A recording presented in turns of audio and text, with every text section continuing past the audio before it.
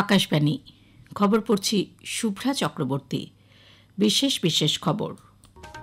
রাষ্ট্রপতি আজ ওড়িশার ভুবনেশ্বরে অষ্টাদশ প্রবাসী ভারতীয় দিবসের সমাপ্তি অনুষ্ঠানে 17 জনকে প্রবাসী ভারতীয় সম্মান প্রদান করবেন।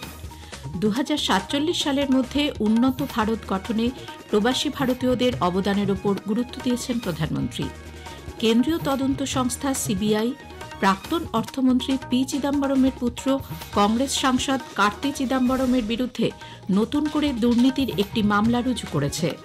উত্তরপ্রদেশে 13 জানুয়ারি থেকে শুরু হচ্ছে মহাকুম্ভ। আজ আকাশবাণীর কুম্ভবাণী চ্যানেলের সূচনা হবে।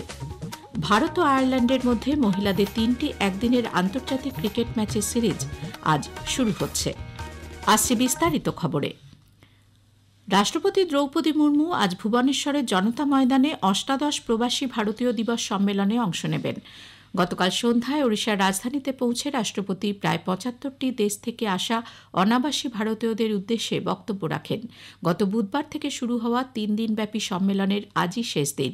সম্মেলনের আনুষ্ঠানিক উদ্বোধন করেন প্রধানমন্ত্রী নরেন্দ্র মোদী। রাষ্ট্রপতি মুর্মু বিভিন্ন ক্ষেত্রে শ্রেষ্ঠত্বের জন্য প্রবাসী ভারতীয় সম্মান প্রদান করবেন।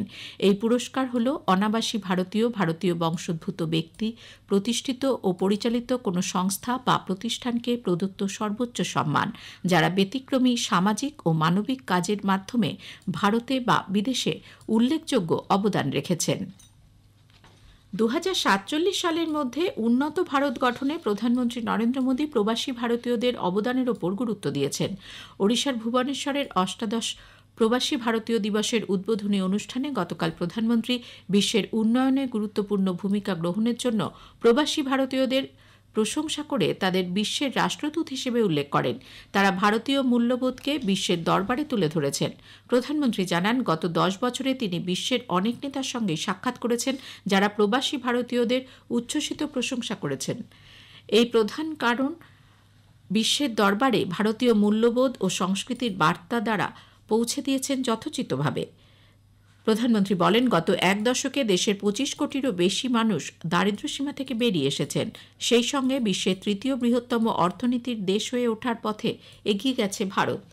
পুনর্নবীকরণযোগ্য শক্তি, যুদ্ধবিমান তৈরি, মেট্রো, বুলেট ট্রেন সহ সব ক্ষেত্রেই উৎকর্ষ সাধন করেছে দেশ। তরুণদের দক্ষতা উন্নয়ন সরকারের মূল লক্ষ্য বলে এদিন প্রধানমন্ত্রী জানান। আজকের দিনে গুরুত্ব উল্লেখ করে প্রধানমন্ত্রী বলেন, 1915 সালের এই দিনেই জাতির জনক মহাত্মা গান্ধী দীর্ঘদিন বিদেশে বসবাসের পর দেশে ফিরে এসেছিলেন। ভারত এখন উৎসব মুখরিত। আর কিছুদিনের মধ্যেই উত্তরপ্রদেশের প্রয়াগরাজে শুরু হচ্ছে মহাকুম্ভ। মকর সংক্রান্তি থেকে লোহড়ী, পোঙ্গল, মাঘ বিহু প্রতিক্ষেত্রে প্রবাসী ভারতীয়দের উপস্থিতি উৎসবের আনন্দকে আরও বাড়িয়ে তুলেছে বলে প্রধানমন্ত্রী মনে করেন। প্রবাসী ভারতীয় দিবসের সূচনায় প্রাক্তন প্রধানমন্ত্রী অটল বিহারী বাজপেয়ীর অবদানের কথাও প্রধানমন্ত্রী এদিন স্মরণ করেন। Your presence in India at such a wonderful time is aiding to the festive spirit. This edition of Pravasi Bharatiya Divas is special for an additional reason. We have gathered here just a few days after the birth centenary of Atal Bihari Vajpayee. His vision was instrumental to program. It has become an institution to strengthen the bond between India and its diaspora. Together, we celebrate India, Indianness, our culture, our progress, and connect to our roots. দেশের সমৃদ্ধ সাংস্কৃতিক ঐতিহ্য, কেন্দ্র ও রাজ্য স্তরের বিভিন্ন মন্ত্রকের প্রচারমূলক stall সহ বেশ কিছু প্রদর্শনীরও উদ্বোধন করেন তিনি। অনুষ্ঠানে উপস্থিত ছিলেন কেন্দ্রীয় মন্ত্রী ডক্টর এস জয়শঙ্কর, জুয়েল ওরাম, ধর্মেন্দ্র প্রধান, অশ্বিনী বৈষ্ণব, ওড়িশার রাজ্যপাল হরিবাবু কামভাম্পতি, মুখ্যমন্ত্রী মোহন চরণ মাঝি প্রমুখ। বিদেশমন্ত্রী ডক্টর এস জয়শঙ্কর বলেন, ওড়িশায় প্রবাসী ভারতীয় দিবস সম্মেলনের আয়োজন নরেন্দ্র মোদী সরকারের পূর্বোদয়া নীতিকেই প্রতিফলিত করে।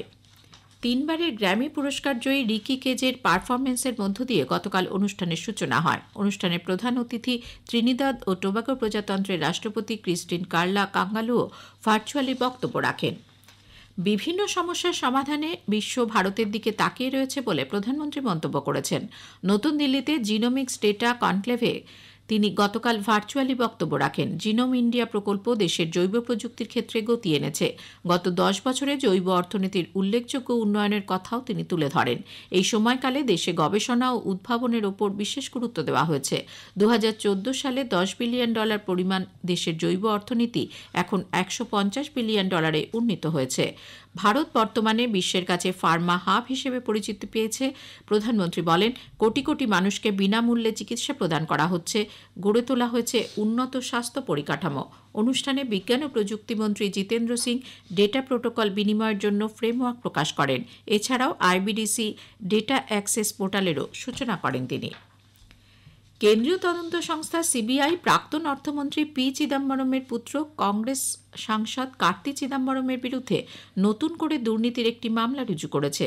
দুটি মদ প্রস্তুতকারী সংস্থা ডিয়াজিও স্কটল্যান্ড এবং সিকোইয়া ক্যাপিটাল কার্তি চিদম্বরম এবং তার এক ঘনিষ্ঠ সহযোগীর নিয়ন্ত্রণাধীন advantage strategic consulting private limited কোম্পানিকে অর্থ প্রদান করে বলে অভিযোগ। এফআইআরে বলা হয়েছে, ডিয়াজিও স্কটল্যান্ডকে শুল্কমুক্ত হুইস্কি বিক্রির নিষেধাজ্ঞা থেকে ছাড় দেওয়া হয়েছিল। 2008-এ এই কোম্পানির ওপর নিঃশুল্ক মদ বিক্রিতে যে নিষেধাজ্ঞা ছিল তা তোলার জন্য বেনিয়মের জন্যই এই মামলা করা হয়েছে। এই খবর প্রচারিত হচ্ছে আকাশবাণী থেকে।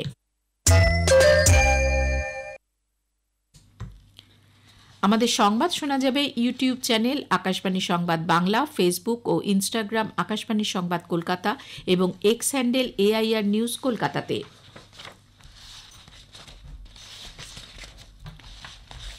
এবার মহাকুম্ভের খবর।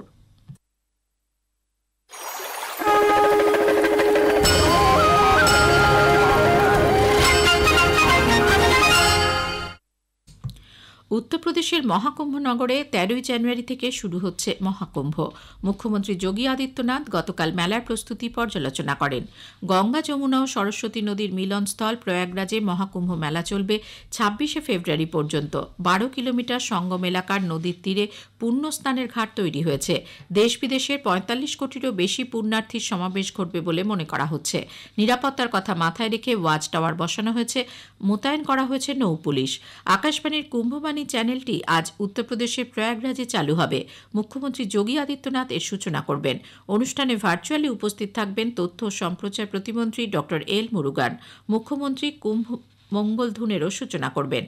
কুম্ভবাণী চ্যানেল আজ থেকে 26শে ফেব্রুয়ারি পর্যন্ত সকাল 5:55 থেকে রাত 10:05 পর্যন্ত মহাকুম্ভের বিভিন্ন অনুষ্ঠান সম্প্রচার করবে। অমৃত স্নানের সরাসরি ভাষ্য সম্প্রচারিত হবে।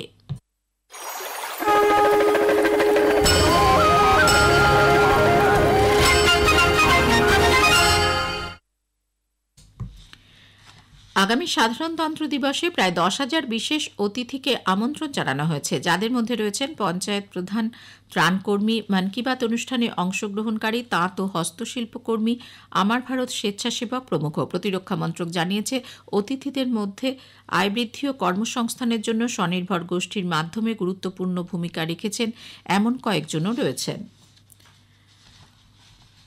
পশ্চিমবঙ্গের কলকাতায় আরজিকর হাসপাতালে তরুণী চিকিৎসক ধর্ষণ ও খুনের ঘটনায় বিচার প্রক্রিয়া গতকাল শিয়ালদা আদালতে শেষ হয়েছে। এই ঘটনায় সিভিক ভলেন্টিয়ার সঞ্জয় রায়ের বিরুদ্ধে আগামী 18 জানুয়ারি রায়দান হবে। সিবিআই এর আইনজীবী অবশ্য জানিয়েছেন, তদন্ত এখনও চলছে। এই ঘটনায় আরও কেউ জড়িত আছে কিনা তাও খতিয়ে দেখা হচ্ছে।